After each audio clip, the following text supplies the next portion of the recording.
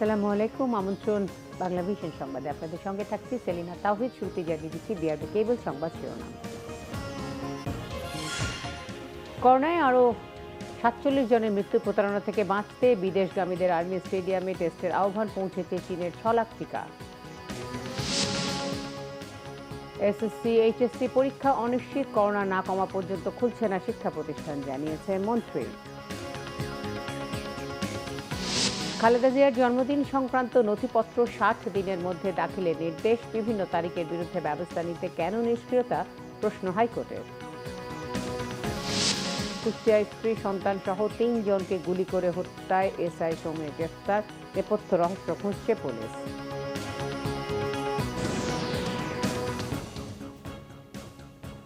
দেখছিলেন বিআরবি কেবল সংবাদ শিরোনাম। এবারে বিস্তারিত। করোনায় আক্রান্ত হয়ে দেশে আরও ৪৭ জন মারা গেছে। ১ মাস ৪ দিন পর ৪৭ জনের মৃত্যু হলো। এ নিয়ে দেশে মোট মৃত্যুর সংখ্যা ১৩,৭৪৯ জনে। এদিকে করোনা টেস্টের জন্য কোনো প্রতারক চক্রের ফাঁদে না পড়ে আর্মি স্টেডিয়ামে পাসপোর্ট সহ বিদেশগামীদের হাজির হওয়ার জন্য আহ্বান জানিয়েছে স্বাস্থ্য অধিদপ্তর। রবিবার স্বাস্থ্য অধিদপ্তরের প্রেস বিজ্ঞপ্তিতে জানানো হয়, ৪৭ জনের মৃত্যু নিয়ে সারা দেশে এ পর্যন্ত করোনায় মারা গেলেন ১৩,১১৮ জন। গেল ২৪ ঘন্টায় ১৮,৭৪৯টি নমুনা পরীক্ষা করে ২,৪৩৬ জনের করোনা শনাক্ত হয়েছে। এছাড়া নতুন করে ২,২৪২ জন করোনা থেকে সুস্থ হয়েছেন। পরীক্ষার বিপরীতে ২৪ ঘন্টায় শনাক্তের হার ১৩.৩৯, সুস্থ ৯২.৬৬ এবং মৃত্যুর হার ১.৫৯%। এদিকে রবিবার দুপুরে স্বাস্থ্য অধিদপ্তর ভার্চুয়াল সংবাদ সম্মেলনে জানায়, সীমান্ত এলাকায় করোনা সংক্রমণ বেড়েছে। বিভিন্ন হাসপাতালের বেড প্রায় পূর্ণ।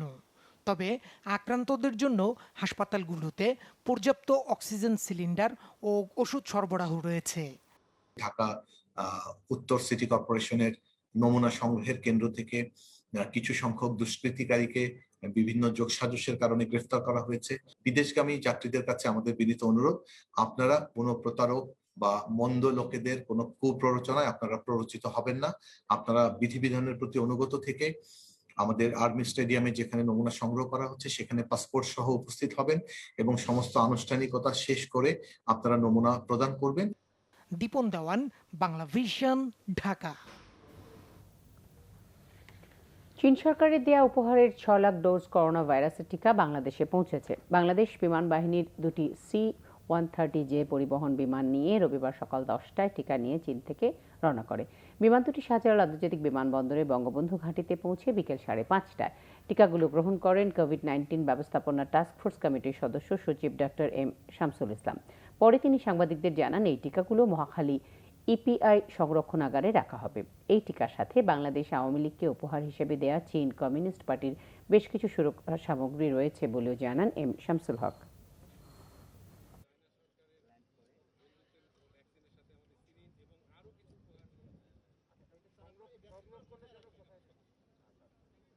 চায়না সরকারের বন্ধুত্বের উপহার স্বরূপ আরও ৬ লাখ ভ্যাকসিন আমাদের বাংলাদেশে এসে পৌঁছেছে। বাংলাদেশ আওয়ামী লীগের কাছে চীনের কমিউনিস্ট পার্টি কর্তৃক হাইড্রোজেন অথবা অক্সিজেন জেনারেটর যেটা বলা হয়, সাথে নেবুলাইজার এবং সার্জিক্যাল মাস্ক আছে এবং ইনফ্রারেড ফোরহেড থার্মোমিটার।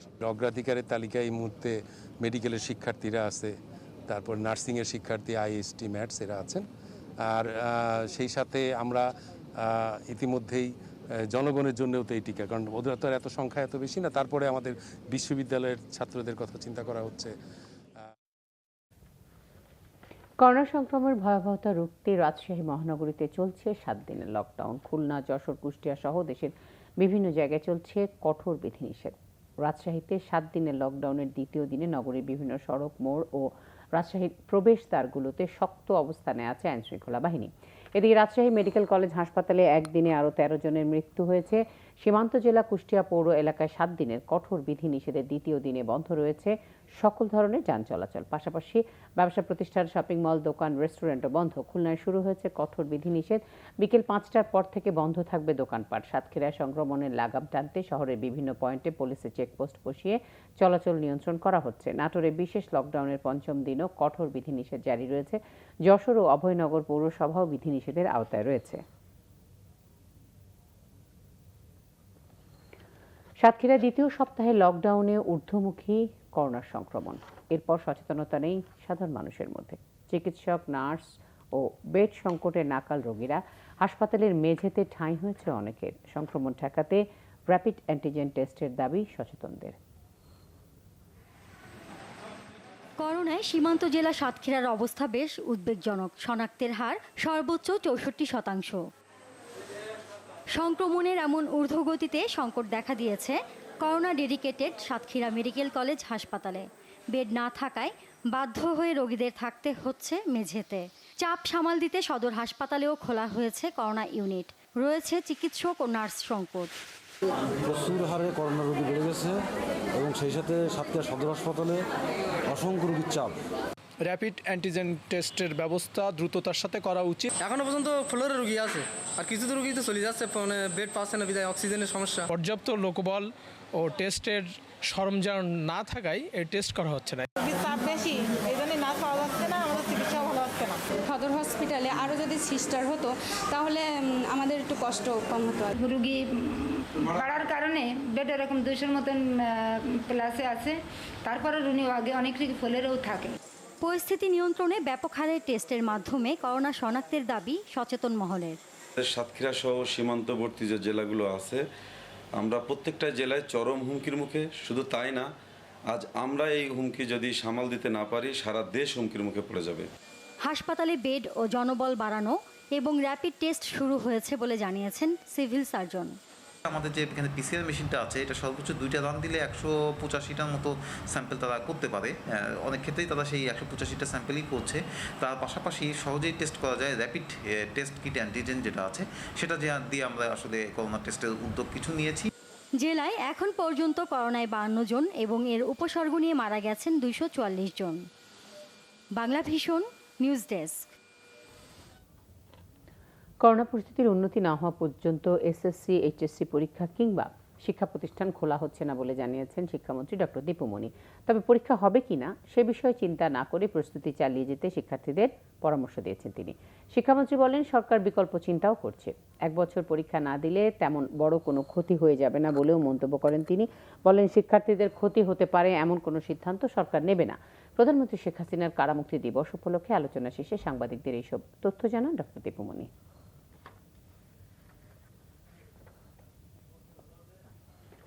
করোনায় 1 বছরেরও বেশি সময় ধরে স্কুল কলেজ বন্ধ থাকায় ছাত্রছাত্রীরা ঘরে যখন অলস সময় কাটাচ্ছে, ভিকারুন্নেসা নূন স্কুলের 6ষ্ঠ শ্রেণীর শিক্ষার্থী রূপকথা গড়ে তুলেছে বিশাল এক ছাদ বাগান। দেশি বিদেশি 300 গাছের সাথে এক ঝাঁক কবুতরের বাকবাকুম শব্দ রূপকথার জীবনে নিয়ে এসেছে নতুন এক ছন্দ। আরাফাত রাহুলের ক্যামেরায় রূপকথার বাগান আর কবুতরের গল্প থাকছে নাইম হাসানের রিপোর্টে।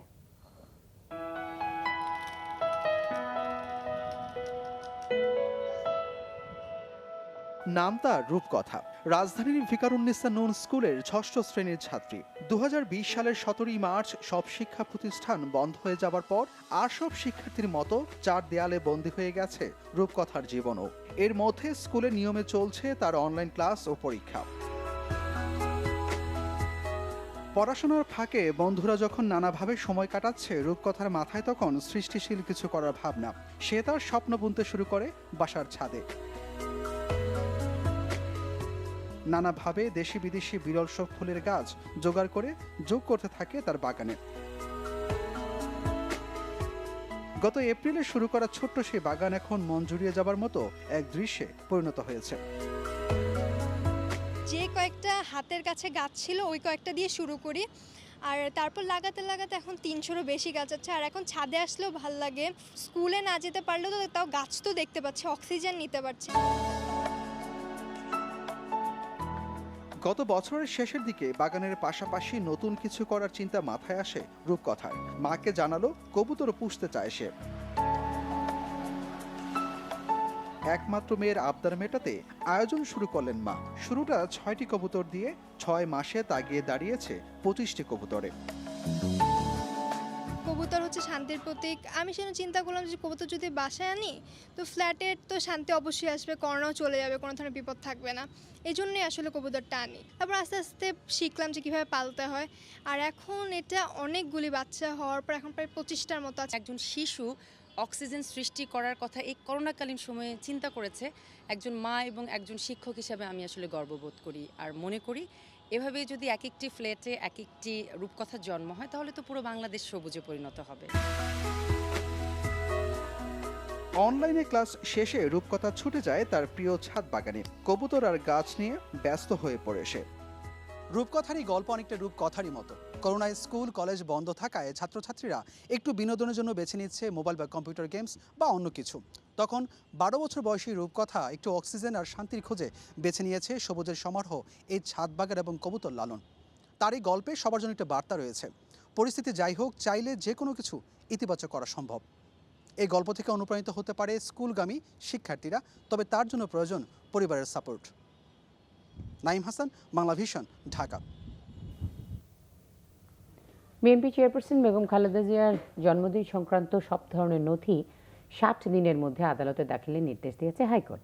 রবিবার বিচারপতি এম এনায়েতুর রহিম ও বিচারপতি মোস্তাফিজুর রহমানের হাইকোর্ট বেঞ্চ একটি রিটের শুনানি শেষে এই নির্দেশ দেন। পাসপোর্ট অধিদপ্তরের মহাপরিচালক, স্বাস্থ্য অধিদপ্তরের মহাপরিচালক, নির্বাচন কমিশনের সচিব ও পররাষ্ট্র মন্ত্রণালয়ের সচিব সহ বিবাদীদের এই নির্দেশনা দেওয়া হয়েছে। বেগম খালেদা জিয়ার জন্মদিনের বিভিন্ন তারিখ ব্যবহার বিষয়ে তাঁর বিরুদ্ধে আইনগত ব্যবস্থা নিতে নিষ্ক্রিয়তা কেন বেআইনি ঘোষণা করা হবে না তাও জানতে চাওয়া হয়েছে রুলে। আদালতে রিট আবেদন দায়ের করেন সুপ্রিম কোর্টের আইনজীবী মামুনুর রশিদ। আবেদনে বেগম খালেদা জিয়ার সব ধরনের সার্টিফিকেট যেগুলোতে জন্মদিন ব্যবহার করা হয়েছে আদালত দাখিলের নির্দেশনা চাওয়া হয়েছিল। এছাড়া একটি জন্মদিন নির্দিষ্ট করার নির্দেশনাও চাওয়া হয়েছিল। এবং জনগণ এটা জানতে চায়। 15ই আগস্টের জন্মদিন উনি পালন করেন। আর অন্যান্য যে এই যে রিসেন্টলি কোভিডের ওখানে যে জন্মদিন প্রোভাইড করা হয়েছে, ওনার ম্যারেজ সার্টিফিকেটে একটা জন্মদিন, ওনার এসএসসি সার্টিফিকেটে একটা জন্মদিন, ওনার বার্থ সার্টিফিকেটে একটা জন্মদিন। আমরা চেয়েছি যে ওনার ওই জন্মদিনগুলো প্রোভাইড করার জন্য, এবং কোর্ট সেই আলোকে একটা নির্দেশনা দিয়েছেন যে 60 দিনের মধ্যে ওনার এই 5 জনকে যে আমরা রেসপন্ডেন্ট করেছি ওনারা কোর্টের সামনে কোর্টে ওনাদের পেপারসগুলো প্রোভাইড করবে। তারা সম্পূর্ণ রাজনৈতিক উদ্দেশ্যে আমাদের মহামান্য পবিত্র সুপ্রিম কোর্টে ব্যবহার করছে। অতীতও তারা করেছে, আজকেও তারা করতে চাচ্ছে। আর গত 2-3 বছর ধরে বেগম খালেদা কোনো জন্মদিন পালন করছে না, বিভিন্ন কারণে অসুস্থতার কারণে জন্মদিন পালন করছে না। আজকে এই শুদ্ধ রাজনৈতিক মাইলেজ নেওয়ার জন্য কোর্টকে সুপ্রিম কোর্ট হিসেবে তারা ব্যবহার করছে। এটা সঠিক নয়।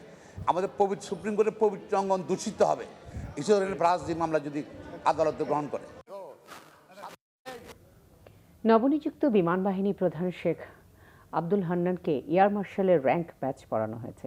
গণভবনে প্রধানমন্ত্রী শেখ হাসিনার উপস্থিতিতে এই ব্যাচ পড়ানো হয়। নবনিযুক্ত বিমান বাহিনী প্রধানকে এয়ার মার্শালের র্যাঙ্ক ব্যাচ পড়িয়ে দেন সেনাবাহিনী quartermaster general SM Shafiuddin Ahmed এবং নৌবাহিনীর সহকারী প্রধান operation rear admiral M Abu Ashraf. পরে নবনিযুক্ত বিমান বাহিনী প্রধানকে অভিনন্দন জানান প্রধানমন্ত্রী শেখ হাসিনা। বিমান বাহিনী প্রধানের পক্ষ থেকেও শুভেচ্ছা জানানো হয় প্রধানমন্ত্রীকে। পরে 3 বাহিনীর ঊর্ধ্বতন কর্মকর্তাদের সাথে বৈঠক করেন প্রধানমন্ত্রী শেখ হাসিনা। নবনিযুক্ত বিমান প্রধান শেখ আব্দুল হান্নান বিদায়ী বিমান বাহিনীর প্রধান এয়ার চিফ মার্শাল সামিউজ্জামান সেরনিয়াবাতে স্থলাভিষিক্ত হলেন।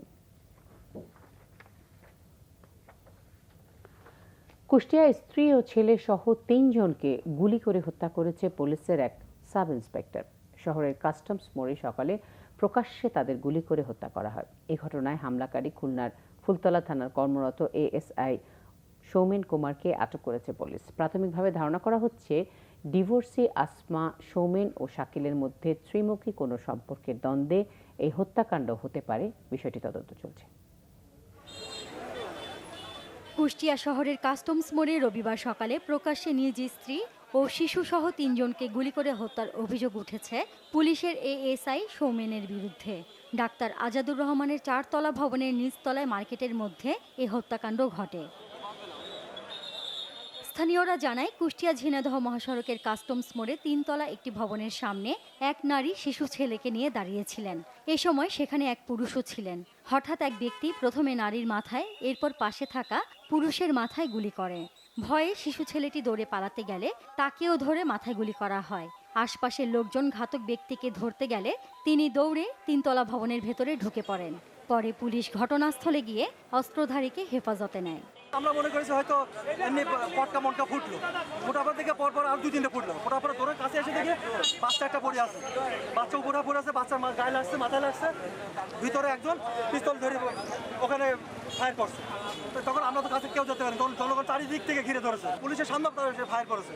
পুলিশ আস্তে আস্তে যখন ওর হাত উঁচু করেছে, সারেন্ডার করলো, পুলিশ তখন আস্তে আস্তে যে তাকে ক্যাপচার করছে। আমরা যারা এলাকার মানুষজন ছিলাম সবার উপরেও গুলি করছে, আমরা দোকানের বোর্ডতে নিজেদের। পুলিশ জানায় হত্যাকাণ্ডের ঘটনায় আটক ব্যক্তি এএসআই সৌমেন কুমার মাগুরার বাসিন্দা এবং বর্তমানে খুলনা ফুলতলা থানায় কর্মরত আছেন। জিজ্ঞাসাবাদে সৌমেন নিহত আসমাকে তার স্ত্রী বলে দাবি করেছে। হত্যাকাণ্ডের সঠিক কারণ উদ্ঘাটনে তদন্ত চলছে। জিজ্ঞাসাবাদের জন্য নিয়ে যাওয়া হচ্ছে। এই যে অপ্রত্যাশিত ঘটনা ঘটেছে, লোকমুখে ছড়িয়ে পড়েছে, অবশ্যই এটা সূক্ষ্ম ন্যায় বিচার নিশ্চিত করবো বলে আমরা পুলিশ। নিহত শিশু রবিন, নিহত আসমা ও এএসআই সৌমেনের ছেলে। নিহত শাকিল একজন বিকাশ কর্মী বলে জানা গেছে। Bangla vision news desk. Awami League সাধারণ সম্পাদক ওবায়দুল কাদের বলেছেন, বিদেশ নির্ভর বিএনপির রাজনীতি এখন শেকড় থেকে বিচ্ছিন্ন। আর তথ্য ও সম্প্রচার মন্ত্রী ডক্টর হাসান মাহমুদ বলেছেন, হেফাজতের ব্যানারে বিএনপি জামায়াতের অংশগ্রহণে যে তাণ্ডব হয়েছে সেই দোষ অন্যের ঘাড়ে চাপাতে অনর্গল মিথ্যা বলে যাচ্ছেন মির্জা ফখরুল ইসলাম আলমগীর। নিয়মিত ব্রিফিংয়ে আওয়ামী লীগের সাধারণ সম্পাদক ওবায়দুল কাদের বলেন, বিএনপি নেতারা নিজেদের ব্যর্থতা ঢাকতে কর্মীদেরকে উত্তাল আন্দোলনের দিবাস্বপ্ন দেখাচ্ছেন। কর্মীদের রোশানল থেকে বাঁচতে তাদের বক্তব্য এখন আত্মরক্ষার ঢাল মাত্র। বিএনপি নেতাদের ক্ষমতা লিপ্সা, জনবিচ্ছিন্নতা আর হটকারিতা দলটিকে জনগণের মুখোমুখি দাঁড় করিয়েছে। বিদেশ নির্ভর রাজনৈতিক সিদ্ধান্ত বিএনপিকে শেকড় থেকে বিচ্ছিন্ন করছে। এখনও জনগণের কাছে না গিয়ে নানান অগণতান্ত্রিক পথ ধরে হাঁটছে বিএনপি। আর সচিবালয়ে সাংবাদিকদের সাথে মতবিনিময়ে তথ্য ও সম্প্রচার মন্ত্রী ডক্টর হাসান মাহমুদ বিএনপির মহাসচিবের বিরুদ্ধে মিথ্যাচারের অভিযোগ করেন। মির্জা ফখরুল ইসলাম আলমগীর সাহেব যে প্রচণ্ড মিথ্যাচার করেন সেটারই বহিঃপ্রকাশ হচ্ছে স্বাধীনতার 50তম বর্ষপূর্তিতে হেফাজতের ব্যানারে বিএনপি জামাতের সহযোগিতায় এবং অংশগ্রহণে যে তাণ্ডব হয়েছে সেটিকে অস্বীকার করা এবং অন্যের ঘাড়ে দোষ চাপানোর অপচেষ্টা করা। এদিকে আওয়ামী লীগের সাবেক প্রেসিডিয়াম সদস্য মোহাম্মদ নাসিমের প্রথম মৃত্যুবার্ষিকীতে তার কবরে শ্রদ্ধা জানান দলের যুগ্ম সাধারণ সম্পাদক মাহবুবুল আলম হানিফ। রাজনীতিতে মোহাম্মদ নাসিমের অবদানের কথা উল্লেখ করেন হানিফ। নাসিম ভাইয়ের মতো নেতৃত্ব এটা যুগে যুগে খুব কমই আসে। বাংলাদেশ আওয়ামী লীগের রাজনীতি শুধু নয়, জাতীয় রাজনীতিতেই নাসিম ভাইয়ের চলে যাওয়াটা এটা অপূরণীয় ক্ষতি। প্রয়াত এ নেতার আত্মার মাগফেরাত কামনায় বনানী কবরস্থানের পাশের মসজিদে দোয়া ও মোনাজাতে অংশ নেন আওয়ামী লীগ নেতারা। আরিফুল হক, বাংলা ভিশন, ঢাকা। সীমান্ত দিয়ে বৈধ অবৈধ কোনোভাবেই যাতে কোরবানির পশু আসতে না পারে সে ব্যাপারে সংশ্লিষ্টদের কঠোর নির্দেশ দিয়েছেন স্থানীয় সরকার, পল্লী উন্নয়ন ও সমবায় মন্ত্রী মোহাম্মদ তাজুল ইসলাম।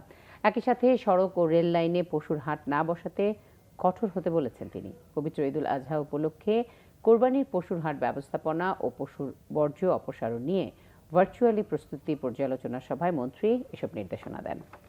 কোভিডের কারণে আমাদের বাংলাদেশ বর্ডার এরিয়াটা অত্যন্ত ঝুঁকিপূর্ণ অবস্থায় আছে।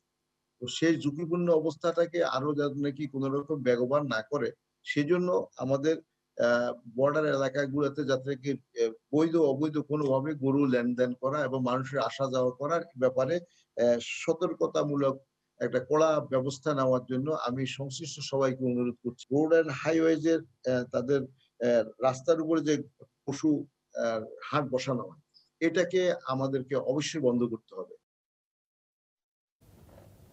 বাংলাদেশ অবকাঠামো উন্নয়ন তহবিলের প্রথম অর্থায়নে পায়রা বন্দরের সক্ষমতা বৃদ্ধির কাজ শুরু হতে যাচ্ছে। বন্দরের রাবনাবাদ চ্যানেলে বড় জাহাজ ভেড়ানোর সক্ষমতা বৃদ্ধিতে বেলজিয়াম ভিত্তিক এক ড্রেজিং কোম্পানির সাথে চুক্তি স্বাক্ষর হয়েছে রাজধানীর একটি হোটেলে। এতে ঢাকা সহ পার্শ্ববর্তী দেশ ভারত, নেপাল ও ভুটানে কম খরচে পণ্য আনা নেওয়া করা যাবে বলছেন পরিকল্পনা মন্ত্রী। 2016 সালের 13ই আগস্ট থেকে 134টি বাণিজ্যিক জাহাজ পটুয়াখালী জেলার কলাপাড়ায় পায়রা বন্দরে প্রবেশ করেছে, যা থেকে সরকার রাজস্ব আয় করেছে প্রায় 300 কোটি টাকা।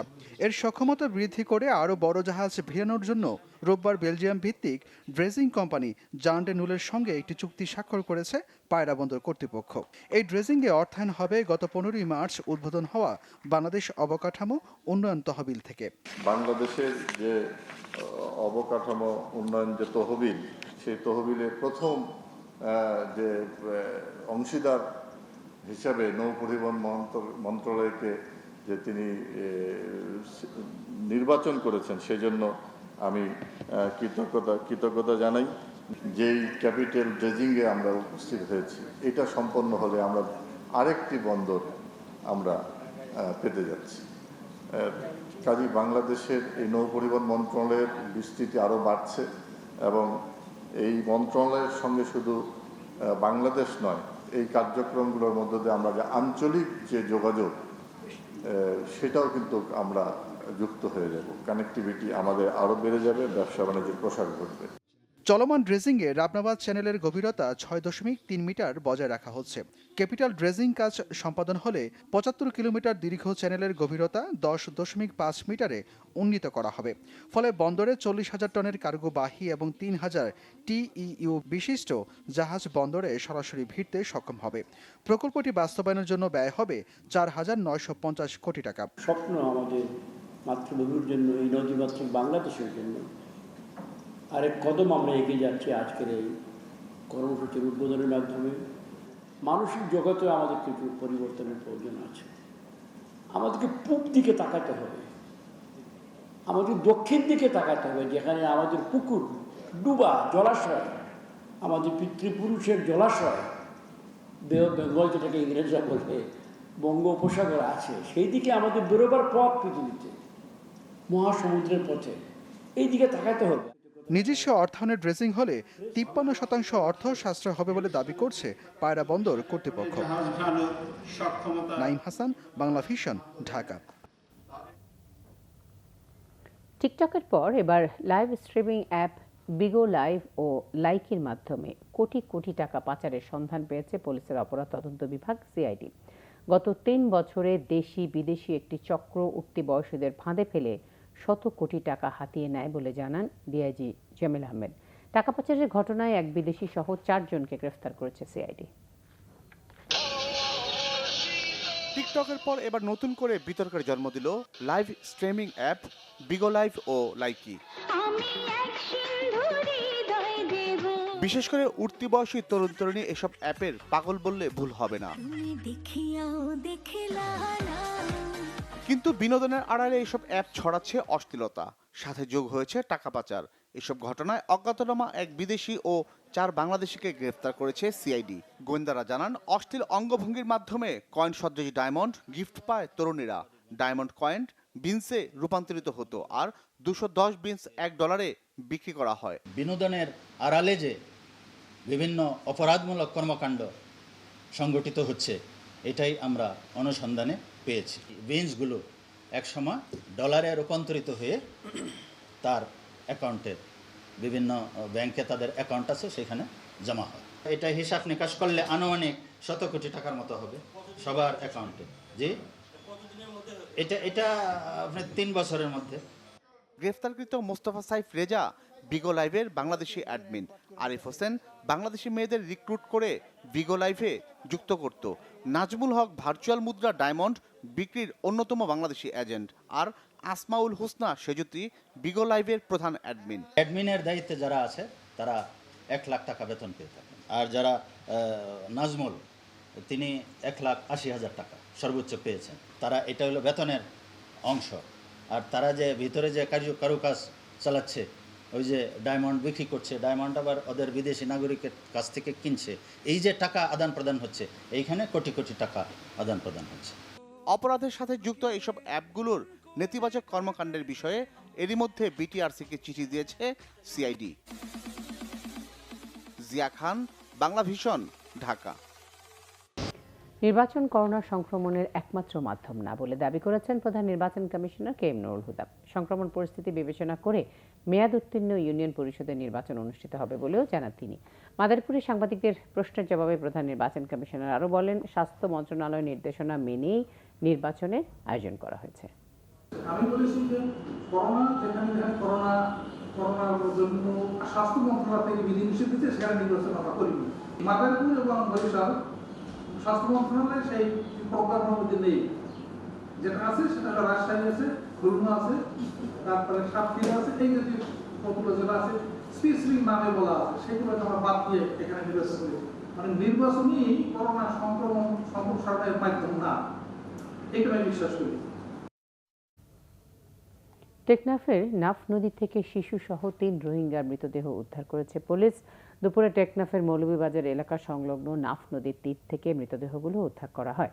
এ সময় মৃতদেহের সাথে UNHCR ত্রাণের কার্ড পাওয়া গেছে। নিহতরা হলো উখিয়া বালুখালী ক্যাম্পের সমজিতা বেগম, তার মেয়ে নূর শাহিদা ও রাশিদা। টেকনাফ মডেল থানার ওসি মোহাম্মদ হাফিজুর রহমান জানান, নৌকা ডুবে তাদের মৃত্যু হয়েছে, তবে তারা মিয়ানমারে যাচ্ছিলেন নাকি সেদেশ থেকে আসছিলেন তা নিশ্চিত হওয়া যায়নি। নৌকাতে কতজন রোহিঙ্গা ছিলেন সেটিও খতিয়ে দেখছে পুলিশ। রাঙামাটিতে ভয়াবহ পাহাড় ধসের 4 বছর আজ। এই ঘটনায় একদিনেই প্রাণ হারান সেনা সদস্য সহ 120 জন। পাহাড় ধসে প্রাণহানি ঠেকাতে নানা উদ্যোগের কথা বলা হলেও এখনও ঝুঁকি নিয়ে বাস করছে হাজারো পরিবার।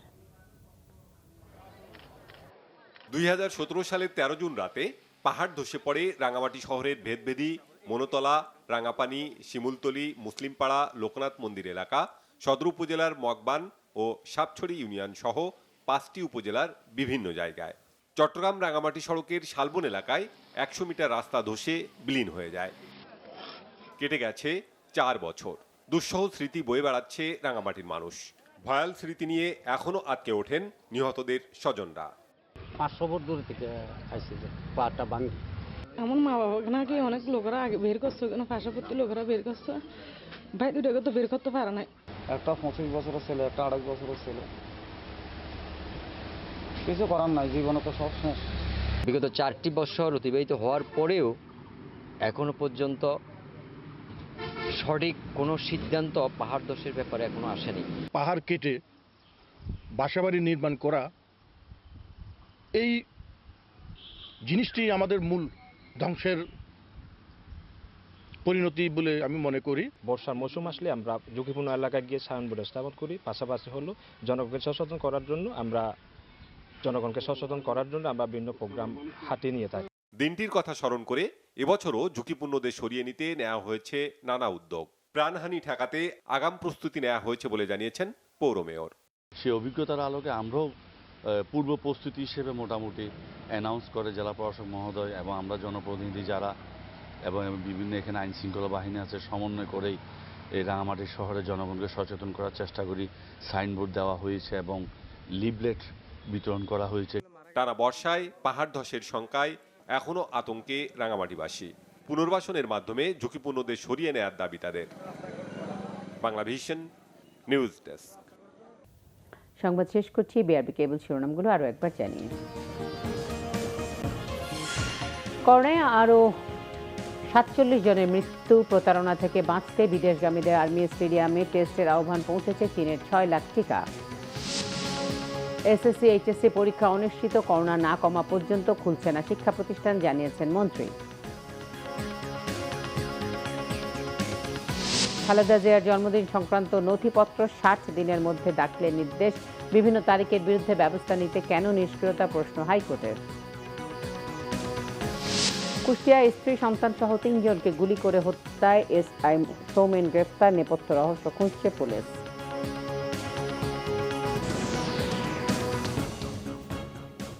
এই ছিল এখনকার মতো। পরের সংবাদ রয়েছে রাত 10:30টায়। এছাড়া বাংলা ভিশন সংবাদ ও সংবাদ সংশ্লিষ্ট অনুষ্ঠান দেখতে ভিজিট করুন www.bvnews24.com ও facebook.com/banglavision এবং সাবস্ক্রাইব করুন youtube.com/banglavision। সঙ্গে থাকে ধন্যবাদ।